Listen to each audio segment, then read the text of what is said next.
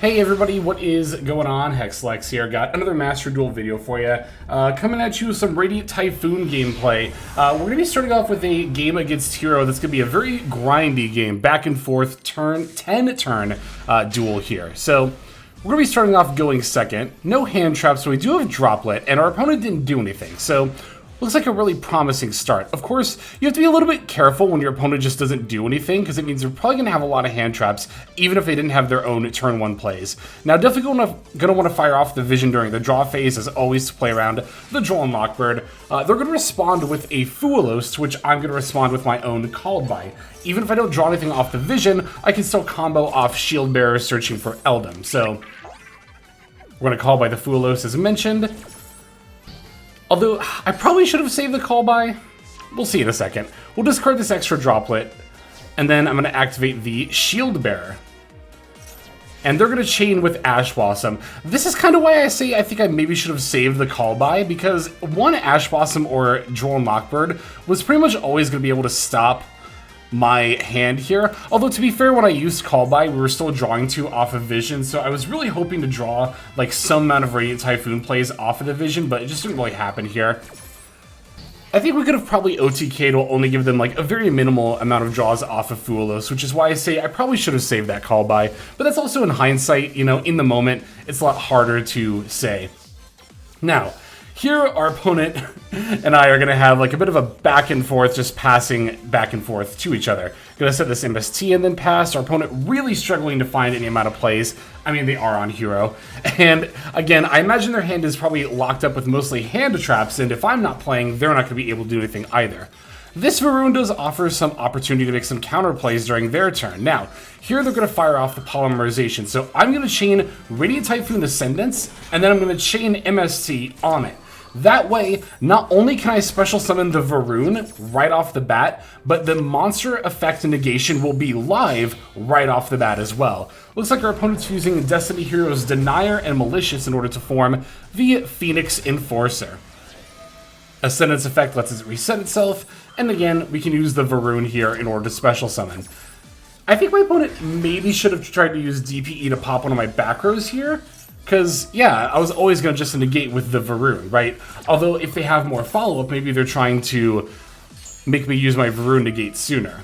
They do have the Mally and Denier in the graveyard, which are going to use both effects now. Malicious to summon, Denier to summon, and then put back the Malicious that got banished. Now they're going to link into the extra hero Cross Crusader. Cross Crusader is going to try to activate. I'm going to chain Forbidden Droplet. This will not only stop the Link Summon effect of Cross Crusader, but of course it'll negate it while it's on the field, when you won't be able to use the on-field effect to Tribute and Search either. Our opponent does still have their normal summon, so if they get to search any hero monster, they'll probably just get to go full combo. They're going to use Malicious to summon another copy of itself, and then actually link into a second copy of Cross Crusader, which will try to use the on-field effect here in a moment. They're going to tribute this Malicious that they just summoned, but thankfully we have the Ash Blossom to stop that as well. Alright, so now they are pretty much, hopefully, out of things to do at this point. Yeah, they're going to set one and then pass end phase. I'm going to MST the face down card. God, how long has it been since I've done that? It turned out to be a mask change. Very glad we took care of that. But top deck Meghala is pretty good here. We can special summon Meghala, activate Ascendance, add back MST from our graveyard. Now Meghala effect gets to activate. We're going to special summon Swen. That way Swen can grab Chant. Then we can go Chant for Eldam, or at least we would if it weren't for the Droll and Lockbird. Now here, I actually made a little bit of a misplay, because I had my toggle set to on, and I actually activated Chant, like, as a quick effect. Well, not as a quick effect, but I activated the instant I had priority, instead of passing priority to my opponent, which is why they were able to actually chain Droll and Lockbird directly to the Chant. That was a misplay on my part, but it doesn't really matter because we have the Varun here. Although it would have been nice to have used Varun against DPE. Although, to be fair, if they had used Droll and Lockbird after I added Eldam with Chant anyway, I would have used Varun against Droll regardless. So, in the end, it didn't really matter, but I did make a slight misplay there. Alright, we're going to go Eldam for Crocea, Tribute Summon Crocea, add Phonics and MST. Now I'm going to overlay Swen plus Eldam into the Bamboozling Gossip Shadow. This will stop them from using the DPE effect on me. And now we're going to link the Varun and Crocea into link 2 Varun, the Marine Eidolon. Now we can add back the third MST from our graveyard to our hand. Now watch this, we're going to set MST, MST our own MST, and then we can activate both Varun, and Phonix from our hand, getting to summon our level 9 monsters, as well as placing the Mandate face up from our deck. Alright, so we'll summon both of those back. Place the Mandate. We're going to use Mandate's effect, shuffling back 3 of our quick play spells to draw a card. Foolos, unfortunately, doesn't do a lot here, but I can still go MST on Mandate. They're going to chain DPE. I'm going to chain Gossip Shadow, changing the effect into both of us drawing a card. I could have made Cicada King instead here, which actually would have been better. It wouldn't have given them a draw, and it also would have still had a material to negate on their turn as well. So that was another kind of slight misplay that's not going to really ultimately matter here. Mandate gets to put itself back face down. Phonix gets to put both of their monsters back into the extra deck. And here I'm going to make Racefulgur the Desperate Doom Eagle to not only get in a little bit more damage, but also put back their Malicious and deny them more extension. We're going to barely miss out on lethal here. I could have overlaid Varun and Phonix into the Enter Balthnir, the rank 9, to rip a card from their hand, but I really valued having the Varun monster negate plus destroy, as well as the Phonix bouncing cards if I activate Droplet. Sheena is going to be a great top deck here. They're going to go a Hero Lives for Stratos. We're going to negate and destroy the Stratos with Varun. Alright, so there goes that. Alright, now watch this. They're going to activate Miracle Fusion. I'm going to chain Racefulgur, and we're going to put back Stratos because it's the only elemental hero monster in their graveyard, and Miracle Fusion can only summon elemental heroes. So I figure if I put back the only elemental hero in their graveyard, they won't be able to fusion summon an elemental hero with Miracle Fusion, which actually does turn out to be right. I wasn't 100% sure if this would work, but I figured it probably would. I couldn't think of many elemental hero fusion monsters that don't need an elemental hero to fuse with. Alright, they're going to set one card before passing. Draw phase, I'm going to activate Mandate to draw yet again. They're going to go Favorite Contact here. I'm going to chain Racefulgur on Denier, but Favorite Contact can also put back cards from the Banish as well. So they can still fuse, I think, 2 of their Malicious here, right? Yeah. They're going to fuse 2 of their Malicious to make the Destined Hero Phoenix Enforcer yet again. But I'm not concerned because I already have Varun out, and I can just negate and destroy. My opponent, realizing this, is just going to concede to us. So yeah, like I said, very back and forth game against Hero. Granted, a lot of it was me and my opponent just kind of passing without anything to do, but while doing that, I was still able to set up all of the things needed to not only stop our opponent's plays when they found them, but then push for lethal ourselves. Alright, let's go and check out the next game here. Alright, here's another going second game for you. This one's going to be up against Kewl, which of course is going to be the most common matchup out here in the current meta. So let's see how we can fare against them. Double Foolos bodes pretty well for us right off the bat. They're going to lead with normal summon Q. I'm going to chain Foolos.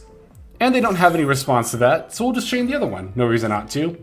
I guess you could maybe argue for saving a Foolos for my turn for when they try to make plays, but I think that's a little bit greedy. I'd rather just try to maximize my draws this turn and stop their plays altogether. They're going to special summon Rekko. We find Ash Blossom and Vision. I am going to use the Ash Blossom on Rekko. I figure they probably already had a Rotary in hand, which is why they summoned Rekko at all. But, I don't know. We'll definitely punish them here if they don't. Turns out they do. And they're actually going to use Rotary to extra normal summon the Rose Whip before tuning the Rotary with the Q in hand in order to make Trackmaker. This is going to give us a couple of draws, but of course it is also going to expose our hand, the top of our deck, and with the Rose Whip out, that's going to be a little bit of a problem, only being able to play one spell or trap card per turn in a deck like Radiant Typhoon. They find Crocea and Eldam, banish Crocea, put Eldam on the bottom, add Cool Tune Synchro, and then they're going to use the Trackmaker to also add Cool Tune Synchro. They're going to set those 2 copies of Cool Tune Synchro before passing right over to us. Now, we have to be really careful with the Rose Whip up of what our spell or trap activations are going to be. So I'm actually not going to try to do anything during the draw phase. I'm just going to go straight into Shield Bearer for Eldam, Eldam for Crocea. They're going to chain Cool Tune Synchro, to which I'm going to respond with Max C. I figured they would probably chain their second Cool Tune Synchro, but they actually didn't. which is a little bit surprising and also totally fine. They're going to add Q, tune Trackmaker with the Q in hand in order to make Zaylin.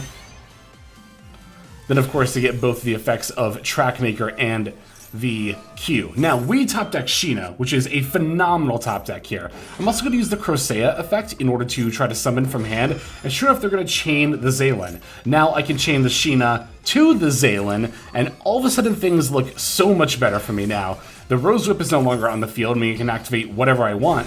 And also, even though our Crocea got negated and destroyed, that's only the summon from hand effect. So I can still summon Crocea later in the turn and still get the double search off of it. We're going to activate Chant. They're going to chain Cool Tune Synchro. I'm going to chain Radiant Typhoon Vision. This was mostly just to see if I top decked Phonix or Varun, which I didn't, but Droplet could come in handy. We'll discard the extra Eldom here. They're going to add Cool Tune Mix, and then we're going to add Meghala since we already have Eldom. Let's special summon Meghala, activate the Resonance for Crocea. Now we can go Chainlink 1 Crocea, Chainlink 2 Meghala to not only summon, but get that double search as mentioned. We're going to summon out the Phonix from deck. And then Crocea is going to add Swen, because we don't have that yet. And then, of course, MST. Now we can special Swen. Swen F is going to add Vision. Now we can special Eldom, and here is Clip. They did actually have the Clip in hand. So they're going to tune Clip with Rekko. And now they're going to make the Cool Tune RS, which not only represents a negate, but also has 3,800 attack points. Clip is going to extra grip the Little Knight. But what I'm going to do here is I'm going to link Eldom and Meghala, our two weakest monsters, into Great Fly. Now you might be thinking, really? Great Fly? Like, what is this going to do? It's just an attack buff, and what, are you going to add a wind monster from graveyard to hand? No, I want the attack buff, because once it goes through, as you can see here, we've got well over 10,000 damage on board, meaning that even just natively, if you look at the 10,200 damage versus the 3,800 attack on my opponent's board, that's already almost a difference of 8k. Now, the Cool Tune RS might have more attack points than anything on my board, but remember, we've got that Droplet. So we can use that during the damage step. Not that it really matters because RS is main phase only, but we can use it during the damage step to avoid any kind of interaction, battle over the RS, and then thanks to the Great Fly, we have enough damage to swing in for lethal. Definitely don't underestimate the Great Fly. I've had multiple games during this play session. I think the next game we watched is even going to show it again, where we were able to OTK because of the Great Fly. And here, as we were able to demonstrate, even if our opponents got a bunch of Cool Tune Synchros and Synchro Summoning during our turn, with a couple of well-timed hand traps, we're able to push through that. And of course, Sheena, as always, being the MVP. Okay, got one more game like I mentioned. Let's finish off with that one. And this last game is going to be up against Hero again. This time we're going to be going first. Hero has been very, very popular. I've noticed it a lot since the latest wave of release, but I gotta be honest, I really don't feel like it's any stronger than it was before. I mean, yeah, it's always maintained its upper rogue status, even through various power creeps and stuff, but never much higher than that. Okay, here we're going to hit with the Droll after the X-Trap. Definitely not ideal, but we can at the very least chain this chance that we top decked. I could have chained Vision as well. I should have chained Vision as well. Why didn't I? I wonder. Anyway. Well, because I didn't want to have to discard Eldom or Crocea, but at the same time, if I can't search, that's totally fine, right? Yeah, that was a misplay on my part. There was a reason for me not to chain the Vision there, but we can still go using Eldom plus Swen to make the number 3 Cicada King here, before setting the Droplet and Vision before passing. So even though we got Drolled, I feel pretty good about this end board. We have a negate, we have multiple negates actually. Cicada King is a wind monster for Sheena, and then at any point, if I need or want to, I can just flip up Vision, add MST, and that'll trigger the Crocea to do some more searching as well. Okay, they're going to lead with the Miracle Ejector, sending the Aqua Dolphin. Miracle Ejector is going to try to activate. I'm going to use my Cicada King here in order to stop this search, basically forcing them to have an extender already in their hand, which they do. They're going to activate Fusion Destiny. They're going to fuse Denier plus Maui into the DPE. And now they're going to activate the malicious effect in order to revive. This will let them in turn also use the denier effect here in a moment. What they're actually going to do is, I think, is really, really greedy. They're going to go for the extra hero Cross Crusader using Phoenix Enforcer, and now they're trying to revive it, but I'm just going to chain Droplet. That's why I say this was so greedy for our opponent. Like, they really could have just summoned Denier and, like, linked away Denier plus Mally, right? And then Denier put back Mally, Cross Crusader, Tribute the Malicious. Maybe they have something in their hand that made them want to do it this way, but either way, I'm going to punish them really hard for it here. They're not going to get their Phoenix Enforcer back because it was used as material, not destroyed, so it can't come back by its own effect. And of course, Droplet negating here means they can't revive with this effect. Now, since we activated Droplet, we can special summon the Crocea. They're going to use Ash Blossom on Crocea, which is a little disappointing, but now I once again have a wind monster for the Sheena. Okay, at this point, they're going to activate Destiny Hero Malicious, and then they're going to go for the Denier effect. And once they summon the Denier here, I'm going to activate the Sheena to bounce everything on board. So now all they have left to work with is those 2 remaining cards in hand we haven't seen yet, plus everything we bounce back. Unfortunately, one of them is Polymerization. That was really unlucky for us, so that I can just fuse Mally and Denier right back into the Phoenix Enforcer. Again, super duper unlucky. They're going to normal summon Neospatian Dark Panther and copy the effect. We're going to pop Sheena with DPE, because actually Sheena can't be destroyed by battle the first time each turn it battles. So now they have the Dark Panther. Draw phase, we're going to draw Vision, activate our face down Vision, draw 2. Now we can activate the Crocea, still during the draw phase here. We're going to use that in order to search out the Phonics plus MST. Now still in draw phase, we can activate this chant we drew off the Vision to add Swen, and that will in turn also allow us to special summon the Phonics. Now standby phase, the DPE is going to revive. And main phase, we're going to special summon Swen, activate Swen for Ascendance. Now I'm going to activate the Ascendance in order to revive Eldum. This will let me activate the Phonics effect and Eldum as well. They're of course going to chain DPE and pop. I think they end up popping my Phonics here, which was to be expected. Yep. We're still going to put the Neospatian Dark Panther back in the deck though. Eldum's going to find Meghala. Now we're going to special summon Meghala and Eldum, and then link the 2 of them off yet again for the Great Fly. Because as we can see, Great Fly's attack buff makes our board just over 8,000 damage, and now I can swing in with everything for lethal. So yeah, like I mentioned, definitely don't sleep on this monster. This is like low-key one of Radiant Typhoon's strongest cards here in terms of just helping you close out games. And alright, that is going to go ahead and do it for the gameplay. Let me show you the deck list here, and then we will finish things off. Okay, now, here is my list for Radiant Typhoon. A couple of things that I wasn't playing in the past. I'm trying out the one of Noble Knight's Shieldbearer, which can add exactly Eldum from deck to hand, just a little bit of a consistency buff there. As well as Pot of Extravagance. I haven't played this in this deck in the past, but we don't really need that much of our extra deck, and we kind of already want to play 3 of the Link 2 Varun anyway. So there's really not that much of a reason to play Extrav, although I might be including a second Great Fly from now on, because I'd hate to be in a situation where I Extrav, banish this, and then am not able to OTK. The Extract monsters I've seen people doubling up on the most with Extrav are the Interbalthnir, the rank 9, as well as the Wind Charmer Link 2. This one makes sense to me, although I've never really made this rank 9 while playing Radiant Typhoon, so I don't know if this is like super duper important to double up on. Again, for me, as you saw, the Great Fly came up a lot more, and was a lot more valuable, again, in terms of just its sheer ability to close out the game. I've touched on this in the past, but one change I might end up making in the future is including a 3rd copy of Sheena. I'm only on 2 because I only own 2. If I owned a 3rd, I'd 100% be playing it because this is definitely one of the strongest cards in this deck. It's a hand trap, it's a board breaker, it does kind of everything you want to do, whether you go 1st or 2nd. I just don't play Radiant Typhoon enough to really justify personally crafting a 3rd copy, but if I was like maining Radiant Typhoon, like if I was playing this as my main deck on ladder, I would definitely craft a 3rd one. I would probably just cut Extrav, to be totally honest with you. It's nice to have that extra bit of advantage, but In a deck that's already so weak to Joel and Lockbird, this is kind of just inviting more of that, and it's really not that necessary in the grand scheme of things. That'd also free up a little bit more extra deck space, although, to be fair, there's not really anything that's like super pressing that needs to be in here that isn't. Overall, I think Radiant Typhoon is still a really, really solid deck in this current format. Definitely one of the stronger Tier 2 decks out there, and certainly a force to be reckoned with on Ranked Ladder.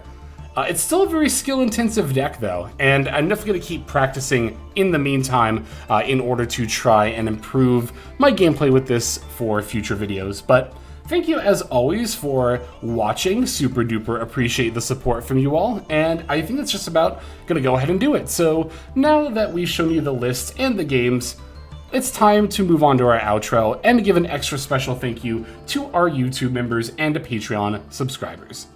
Hey everybody, Hexlex here. Thank you so very much for watching all the way to the very end of the video, which, by the way, is one of the best ways to support the channel. Speaking of supporting the channel, take a look at the names on screen. These are folks who have been so generous as to either join as a YouTube member or subscribe over on patreon.com/Hexlex to support. There's also perks for doing so.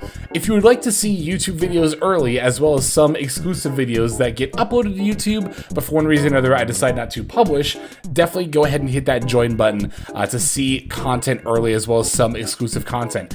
If you're looking for more exclusive content, over on patreon.com, I upload exclusive videos that are not posted on YouTube just about every single day. Whether you choose to subscribe over on Patreon, join as a YouTube member, or simply continue to watch, your support is greatly appreciated. Thank you so very much. But for now, this is Hexlex. I am signing out, and I hope that you have a fantastic day.